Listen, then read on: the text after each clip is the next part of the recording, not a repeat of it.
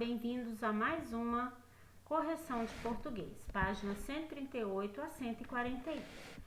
Hoje o assunto é sobre antônimo, que são palavras contrárias. Vamos lá? Palavras no dicionário. Nós vamos ver o que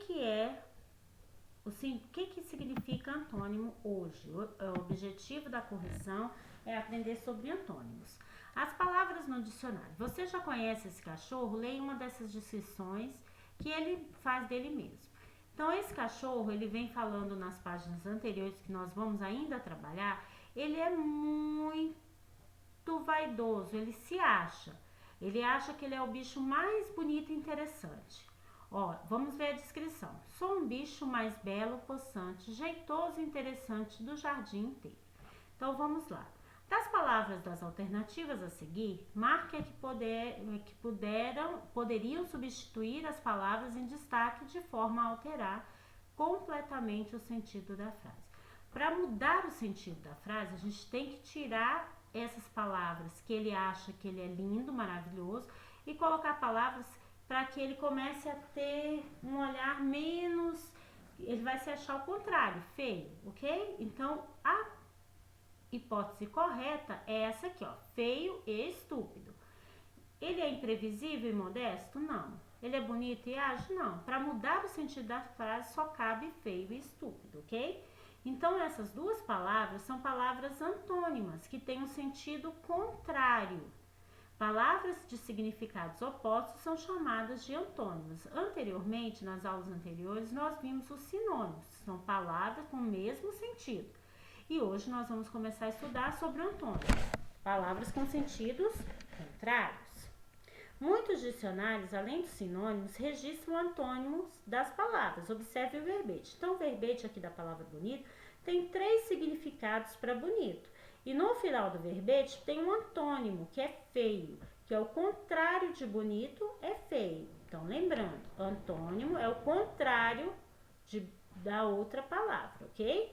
Junte-se com um colega para escrever um antônimo de cada palavra a seguir. Se necessário, consulte o dicionário. Certeza. Qual o contrário de certeza? Dúvida ou incerteza. Proibir. Qual o contrário de proibir? Permitir. Ordem. Qual o contrário de ordem? Desordem. Feliz. Qual o contrário de feliz? Infeliz. Ok? Próxima página, 139. No título a seguir, existem palavras com sentido contrário. Sublinha. Então, o título é esse, para lá e para cá. Então, nós vamos ver qual o sentido, quais são as palavras que têm o sentido contrário. Então, vamos marcar aqui no texto. Lá e cá. Continuando. Sobre o que você imagina que o texto vai tratar. Então, para lá e para cá, dá a ideia de movimento. Então, o texto vai falar de alguém que está se movimentando. Então, o título da história, ele dá uma ideia do que se escreve o texto, tá bom? Nesse caso, o título de lá para cá dá a ideia de movimento. Então, o texto vai falar de alguém que está se movimentando. Então, vamos ler o texto. Tonico adora zanzar em cima do muro. Mas quando vem aquela chuvarada, ele se esconde embaixo do tapete da Cláudia. Perto dos outros moradores do quintal, Tonico parece tão grande. Mas quando o general aparece, Tonico fica pequeno. Então, vamos voltar lá no texto. Então, nós temos algumas palavras com sentidos contrários aqui no texto. Ó, em cima, embaixo, que é o contrário. Em cima, embaixo, contrário.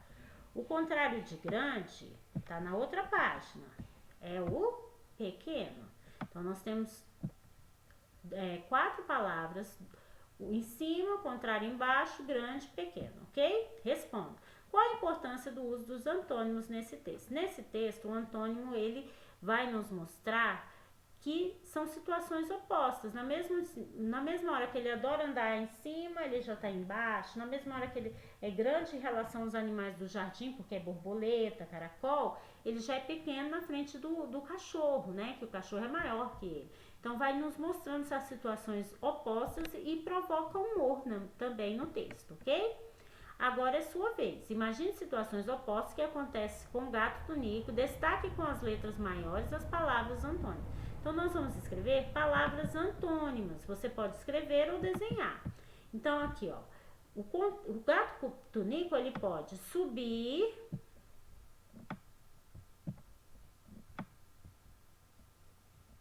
a escada e você pode, né, escrever mais bonitinho, fazer o desenho e você pode escrever, desenhar ele depois fazendo o quê? Qual o contrário de subir, gente? Descer.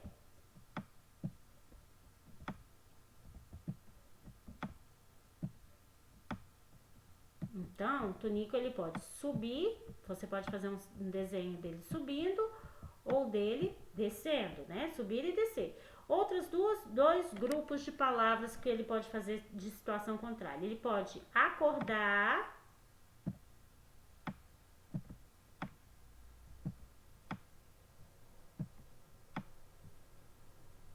Ele pode acordar. E qual o contrário de acordar? Você pode fazer ele acordado, né? Ele acordar. Ou você pode fazer ele dormir.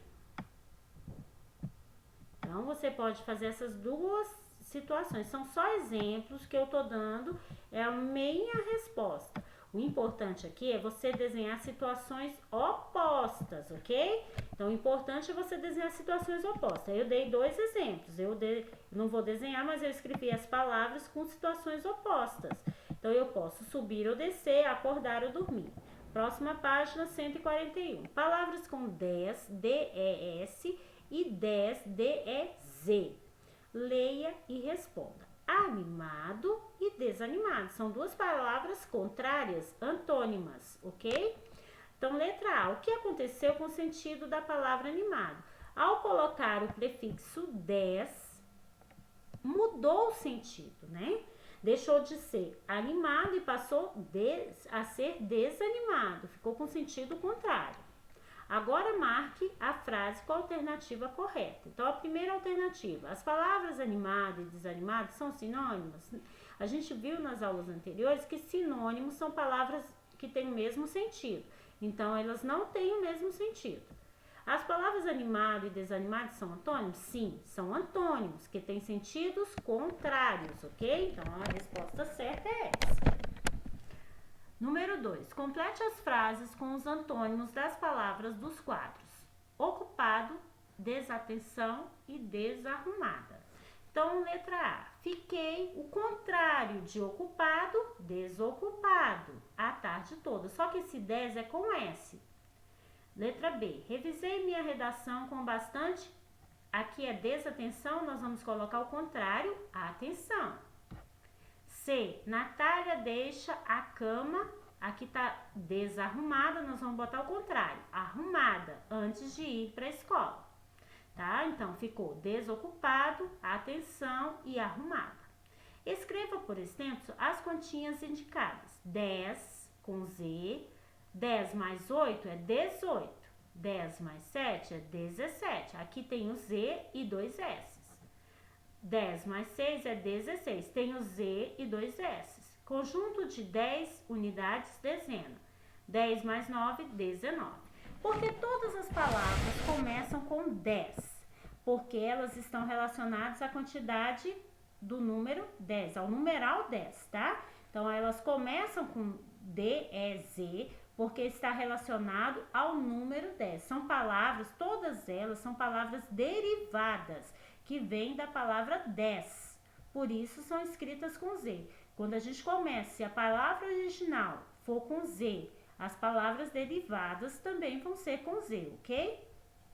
4. Consulte o dicionário e verifique se há outras palavras que começam com D, E, Z. Comente com os colegas. Não tem outra palavra com D, E, Z. Porque com 10, é igual a tia explicou aqui, ó. São palavras derivadas da palavra 10. Então, do numeral. Então, quando ela for derivada de numeral, começa com... Aí tem Z no início. Mais palavras que começam assim, ó, desatenção, desarrumada, não é derivada de numeral. Então, é com S, ok? Palavras no início, porque tem no final.